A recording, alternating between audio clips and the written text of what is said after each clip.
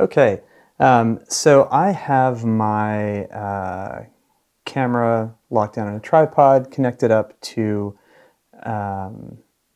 this laptop. Oops, there we go. So again, it's a totally different scene. I don't know what my exposure looks like. I'm going to take a picture. I can, of course, go in and check that exposure and everything before I tether.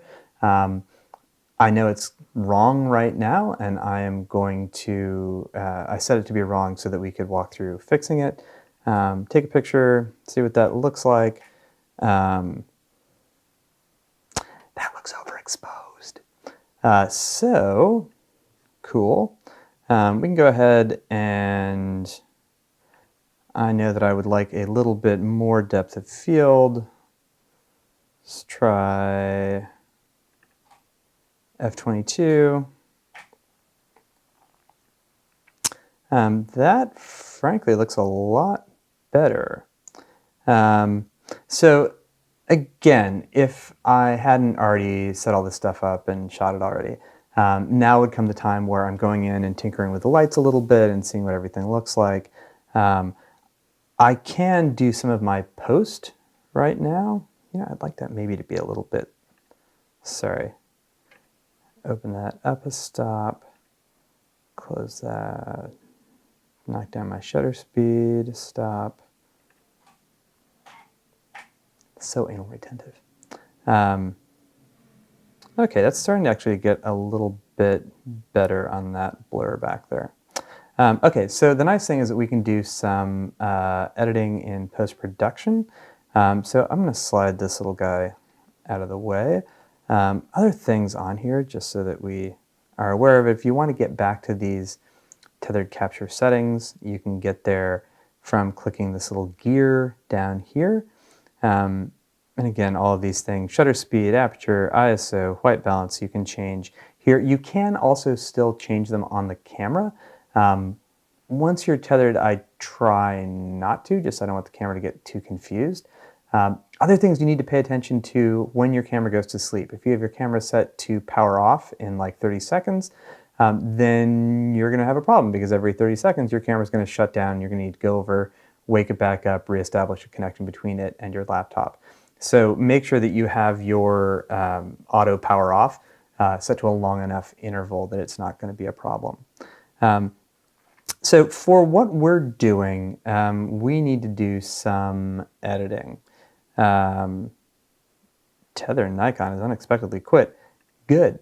I never liked Tether Nikon. Fuck it. Shoot Canon. Yeah.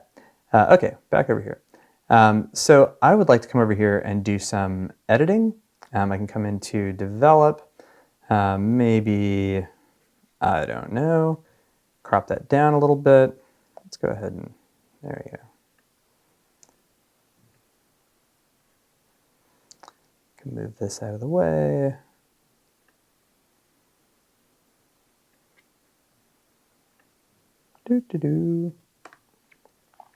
Beautiful. I can also get my white balance dialed in a little bit more. When we're shooting our studio lighting project, you can use something like this. If you have a gray background or something, you can use that to get it. Because we're going to be shooting in black and white, it's not going to be as important. But it's one of the big advantages is that you can get a custom white balance much more easily shooting tethered. I'm going to go ahead and, since this is a has a heart in his mouth, feels kind of Valentine's-y. I'm going to go ahead and make it Valentine's-y.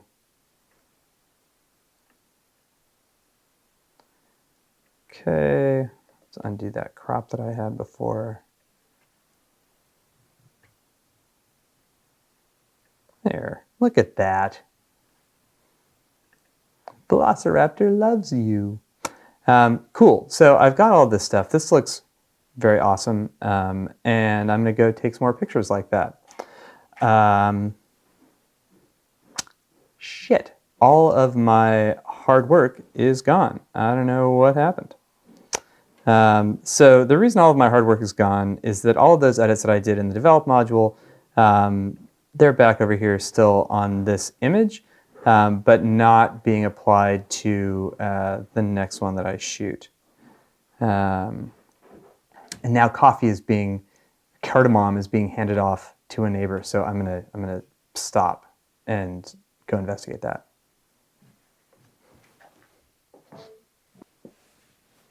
All right, so cardamom successful.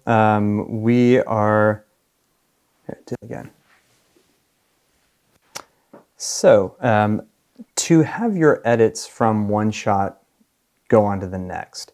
For example, in the project that we're going to do for our next assignment, we want everything to be black and white. So that would be something you can do very easily here in Lightroom, right? I can make it black and white. I'm not going to do that right now because I love this dinosaur so much. But the same principle applies. Any of these edits that I've just done, if I do those edits, take another picture, it's not going to apply to the picture. So what I want to do is set up whatever edits that I want for my pictures moving forward. And then I'm still here in the Develop tab. Come over to Presets, hit the plus, say Create a Preset, and now it's going to give me, oh, come on, get out of there. Hey, hey.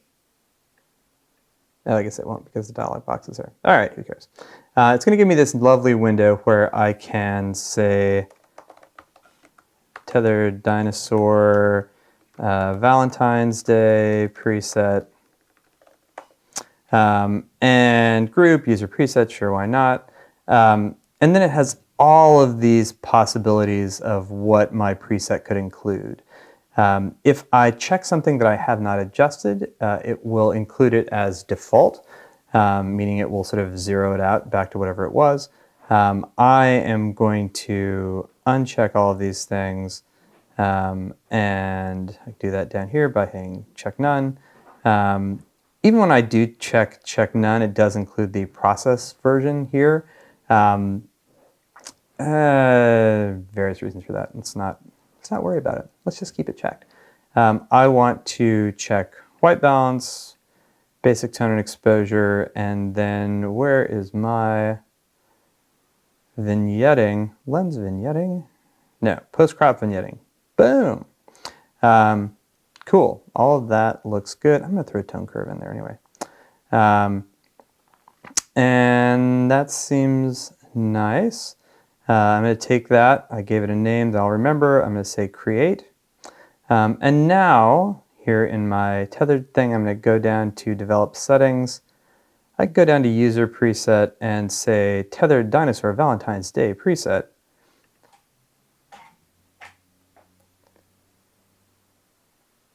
And it includes it. You'll notice that it does not include the crop. Why is that? That is because when I made this preset, that was something that I didn't have in it. So I'm going to go ahead and come back here, manage preset, excuse me, cancel, get out of here. There we go.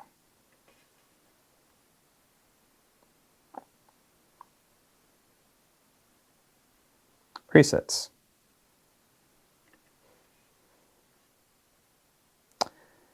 And where are we?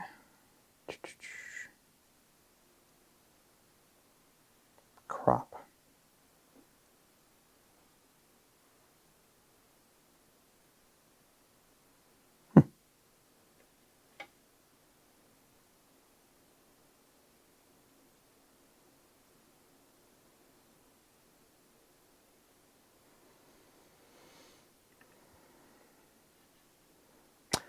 So you'll notice that it doesn't include crop.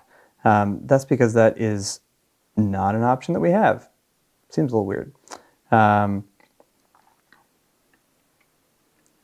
So we're just going to have to keep shooting. We can go back through and sync our crop. So let's say I've gone through, I've shot all of these things. I can come back, select one that has the crop that I want. and come through here, hit sync, crop, check none, crop. And that will mean that I now have the same crop on both of those. That's a little annoying for a still life. For what we're doing with the studio portrait, it's not going to be as big of a deal because you are not going to want it to be constantly cropping your image because you take these pictures. Person may move a little bit, you may move a little bit, hopefully not, but cropping is not going to be as much something that you want to do as you shoot. Okay, so that is pretty much it for how do we set up tethered shooting. I can come down here and shoot a bunch more dinosaurs. They are all magnificent. And because I have my develop settings set there, they also all match the edits that I did to that initial vignetted dinosaur. All I would need to do is synchronize the crop across all of them. For your assignment, you are going to need to be shooting tethered using some lights and a couple of other things. Let me grab the assignment here so that you can take a look at it.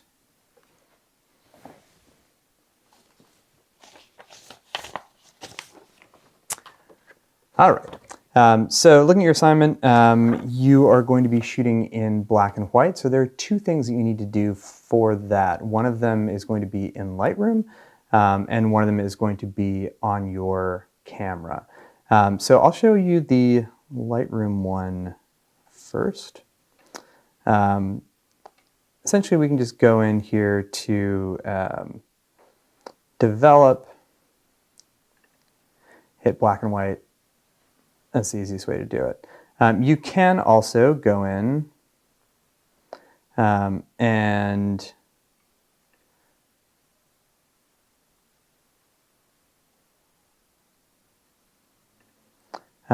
come down here to black and white in develop tab. Again, if I have it in color, right, you'll notice that I don't have that black and white tab. Come up here, hit it in black and white, and now, twiddle these closed, I have something called black and white. Those of you who have me in Photoshop, you'll recognize this black and white mix, same thing that we have in the black and white adjustment layer in Photoshop. It allows you to go in and say, okay, there are some green things, I want to make those green things a little darker or a little lighter. There are some red things, I want to make those red things a little darker or a little lighter. There is also a targeted adjustment thing, which is this little circle right here. It means that I can go over and click on something in the image without knowing exactly what color it is and drag it up and down that way. So you are going to need to be shooting in black and white. You can just do a basic unedited black and white if you want, but we have that option here to be able to adjust our black and white on one of our shots and then, again, make it a preset so that as we're continuing to capture, each time those black and white adjustments are being applied. So you need to make it black and white, you need to make that a preset and have it be something that is applied as you capture. Whether or not you do any of those adjustments, that's up to you and it depends on what you want out of your shot. So there's that. You will need to have some sort of plain black or plain solid backdrop, bed sheet, cool. Those are always good. If you do, please, no nasty ass stained things. Come on. Iron it, right? Ironing's cool. Do you have an iron? No. Can you steam it? Maybe. I don't know. Try to make it flat. If you can't make it flat, maybe make it out of focus. Also good. Remember that you do have a lighting class and you are presumably learning things in that lighting class. I will go into some of this stuff in a little bit. So you'll need to have that. I should just do this in a separate video, shouldn't I? Yeah, I should.